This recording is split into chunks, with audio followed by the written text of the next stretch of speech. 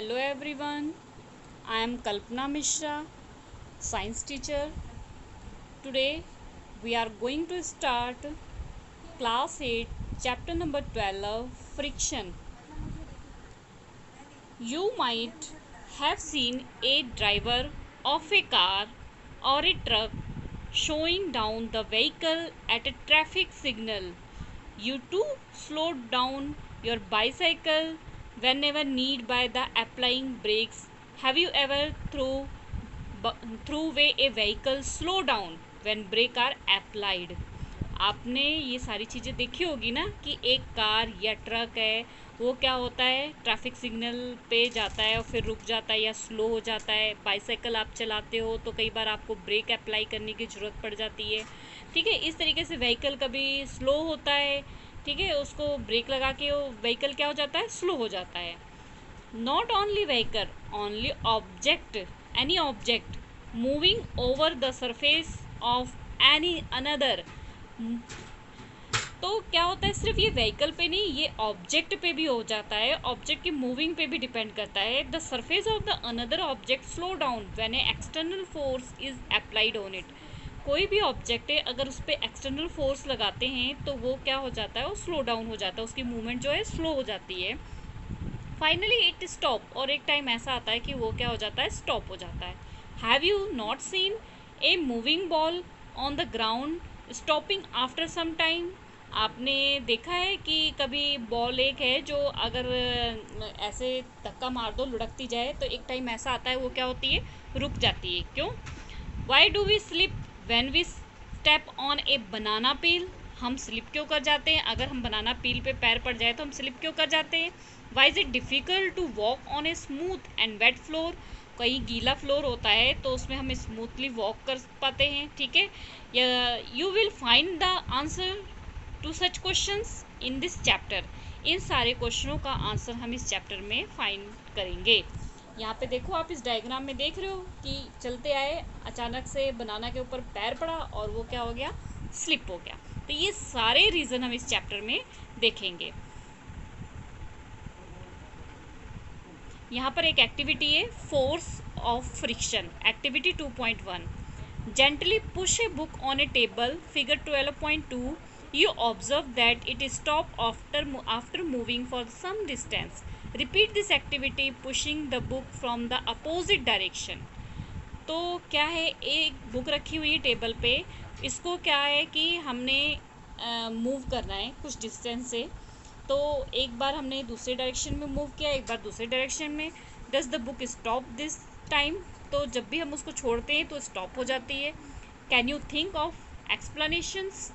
Can you say that a force must be acting on the book opposite it it's motion? इसका मतलब उस book पे जो है फोर्स हम जब लगा रहे हैं तो उस पर कोई अपोजिट फोर्स भी लगता है। ठीक है, this force is called the force of friction. इसे फोर्स को ही क्या कहते हैं, फ्रिक्शन फोर्स। यहाँ पे आप डायग्राम में देख सकते हो।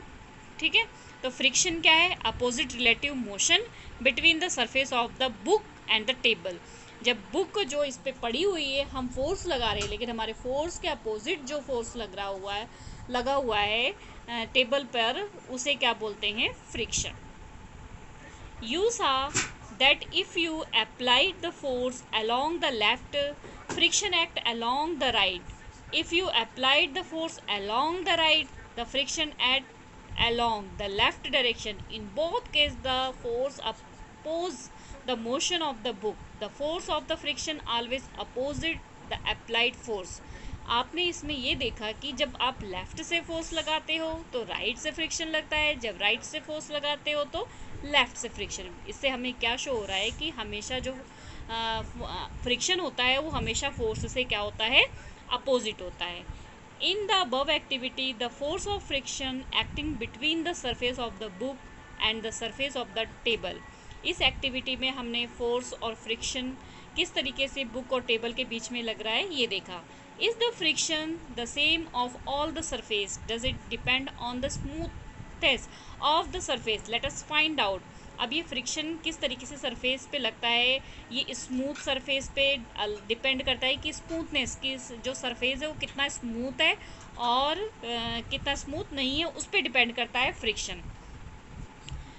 नेक्स्ट है 12.2 factors affecting friction. Activity 12.2 tie a string around a bricks. एक जो ब्रिक है उसके चारों तरफ हमने एक स्प्रिंग को टाई कर दिया, जैसे कि फिगर 12.23 में यहाँ पर आप देख रहे होंगे इस फिगर में, ठीक है। You need applied some force. अब आपको कुछ फोर्स अप्लाइड करने की ज़रूरत है। Note down the reading on the spring balance when the brick just being to move. It give you a measure of the force of the friction between the surface of the bricks and the floor। अब क्या करना है आपने कि spring को, जो इसको बोलते हैं स्प्रिंग बैलेंस, ठीक है, इसको क्या करना है, खींचना है, ठीक है। खींचने के बाद आपने देखना है कि इसकी रीडिंग क्या है। Now wrap a piece of the polythene around the bricks and repeat the activity। अब आपने क्या किया, पहले तो आपने सिंपल उसको किया और थ्रेड लगा के और उसको खींचा और देखा कि कितने जो उसकी मेजरमेंट थी वो कितनी थी कि वो जो ब्रिक्स है वो आगे को खींचने लगी। उसके बाद आपने ईंट के ऊपर क्या करना है, पॉलीथीन लगानी है और फिर उसको खींचना है, ठीक है। तो do you observe any difficult in the reading of the spring balance in the above two case. तो इन दोनों केस में आपको कुछ डिफरेंट दिखाई दिया। What might be the reason, तो इसका रीज़न क्या हो सकता है, आप समझ सकते हो। For the difference repeat this activity by wrapping a piece of jute bag. आप इस एक्टिविटी को दोबारा रिपीट करो जूट बैग लगा के, ठीक है। व्हाट डू यू ऑब्जर्व, क्या ऑब्जर्व करोगे, आप देखोगे कि जिससे इसका स्मूथ जो है सरफेस जो है स्मूथ हो जाता है, तो क्या होता है, ब्रिक्स इजीली आगे आ जाती है, उसमें फोर्स कम लगता है। लेकिन जब सरफेस जो है स्मूथ नहीं होता है, इरेगुलर होता है, तो ब्रिक्स को आगे आने में ज़्यादा फोर्स की ज़रूरत पड़ती है। तो हम देख लेते हैं स्प्रिंग बैलेंस क्या होता है। Spring balance is a device use for the measuring the force acting on an object. It consist of the coiled spring which get the stretch when a force is applied to it. तो ये एक device है जिसका use किया जाता है measuring के लिए फोर्स की, कि आपने किसी चीज़ के ऊपर कितना फोर्स एक्ट किया हुआ है, ठीक है। ये क्या होती है, स्ट्रेच होती है।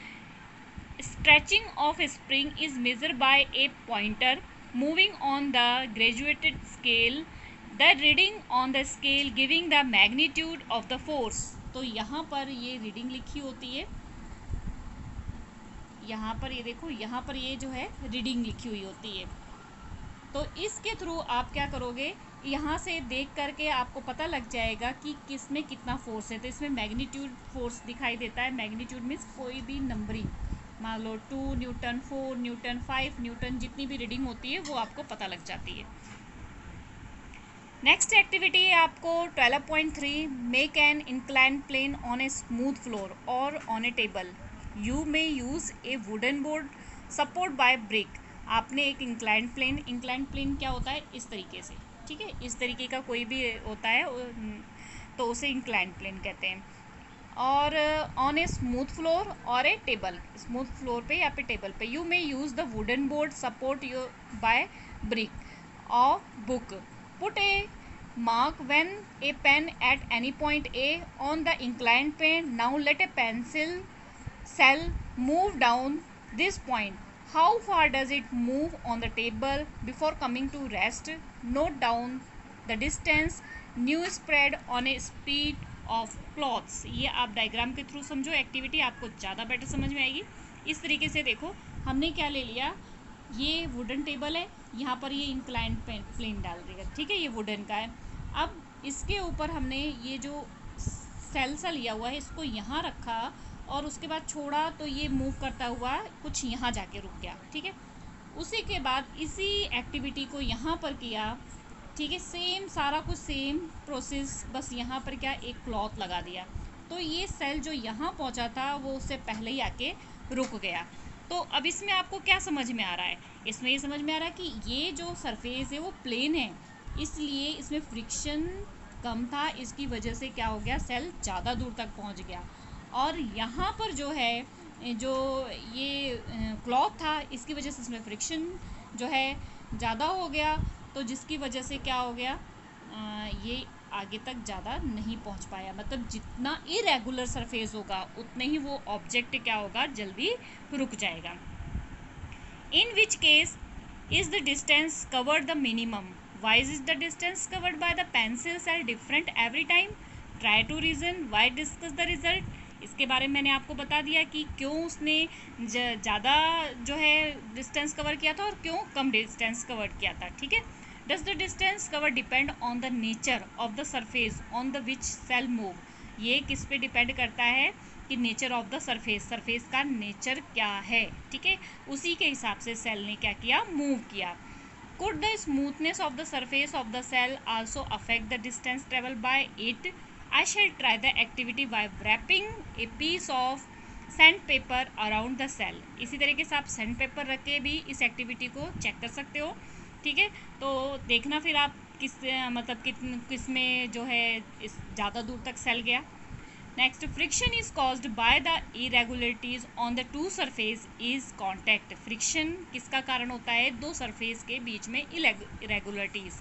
ठीक है, even though surface which appear very smooth have a large number of a minute irregularities on them. तो इसमें क्या होता है, जो सरफेस एरिया होता है वो स्मूथ हो एक, या फिर एक जो है इरेगुलर हो, तब भी जो है फ्रिक्शन होता है। irregularities on the two surface look into one another. When we attempt to move any surface, we have to apply a force to overcome interlocking on the rough surface. There are a larger number of irregularities, so that force friction is greater if a rough surface is involved. अब यहाँ पर आप diagram में इस activity को समझो कि इसमें क्या है, अगर इसका सरफेस जो है स्मूथ है, ठीक है, और इसका सरफेस थोड़ा सा क्या है, स्मूथ नहीं है, तो क्या होगा, इसको आगे पीछे करने में थोड़ी सी दिक्कत आएगी, इरेगुलरिटीज़।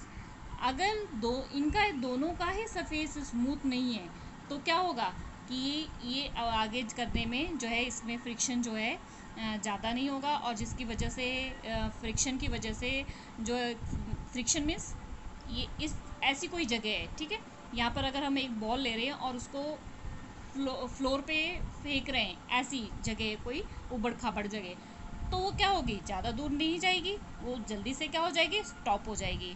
ठीक है, तो वहाँ पे फ्रिक्शन क्या होगा, बहुत ज़्यादा है। इसी तरीके से अगर स्मूथ सरफेस होगा, बिल्कुल प्लेन सरफेस है, तो वहाँ पर बॉल क्या होगी, ज़्यादा दूर तक चली जाएगी। ठीक है, तो ये चीज़ इसमें बताई हुई है कि किस तरीके से इरेगुलरिटीज़ में फ्रिक्शन होता है और किस तरीके से रेगुलरिटीज़ में फ्रिक्शन होता है।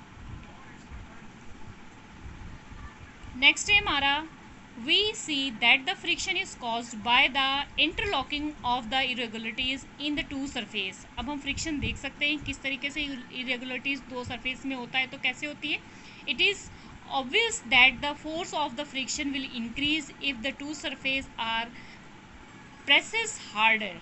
अगर जो है फ्रिक्शन दोनों के बीच में ज़्यादा है तो उस चीज़ को प्रेस करने में बहुत ज़्यादा मुश्किल आएगी। You can experience it is by the dragging a mat when the nobody is sitting on it and when we press it sitting on it. ये आप ऐसे कर सकते हो कि किसी मैट के ऊपर पहले तो उसको वैसे ही खींच लो तो कोई दिक्कत नहीं, लेकिन अगर किसी को बिठा के खींचोगे तो क्या होगा, दिक्कत आएगी। You have push on a box to keep it move. एक जो बॉक्स है उसको पुश करके देखो। Recall your experience when last time you move a heavy box and one place to another place. If you have no such experience, get the experience now. आपने कभी experience लिया होगा हैवी बॉक्स को एक जगह से दूसरे तरफ करने में, नहीं तो फिर करके देख लो। वट इज़ ईजी, क्या ईजी था, to move the box from the rest और to move it when it is already in motion, and the force required to overcome friction at the instant an object start moving from the rest is a measure of the static friction. On the other hand, the force required to keep the object moving with the same speed is a measure the sliding friction. Static friction और sliding friction. Static friction क्या होता है, अगर इस तरीके से कोई surface है और ये बॉक्स है, अगर आपको इसको पुश करना है, ठीक है, तो कितना मुश्किल होगा उसको पुश करना। लेकिन अगर कोई सरफेस आपको ऐसा मिल गया और वहाँ पर आपने इस बॉक्स को पुश करना है तो क्या होगा, बहुत कम फोर्स लगेगा और वो इजीली क्या हो जाएगा, पुश हो जाएगा। तो स्लाइडिंग फ्रिक्शन ये हो गया और स्टैटिक फ्रिक्शन बिल्कुल स्ट्रेट। ठीक है, When the box starts sliding, the contact point of the surface do not get enough time to lock into the contact point on the floor. So the sliding friction is slightly smaller than the static. तो इससे हमें क्या पता चल गया, sliding friction जो है static friction से क्या होता है, कम होता है. क्यों? क्योंकि वो ऑब्जेक्ट को फटाफट मूव करा रहा है आगे. And you find the somewhat easier to move the box already in motion that to get it started. तो आपको पता लग जाएगा कि हम किस तरीके से इसमें मोशन लाए तो हमारा जो है ऑब्जेक्ट ईजीली एक जगह से दूसरी जगह पर पहुंच जाए.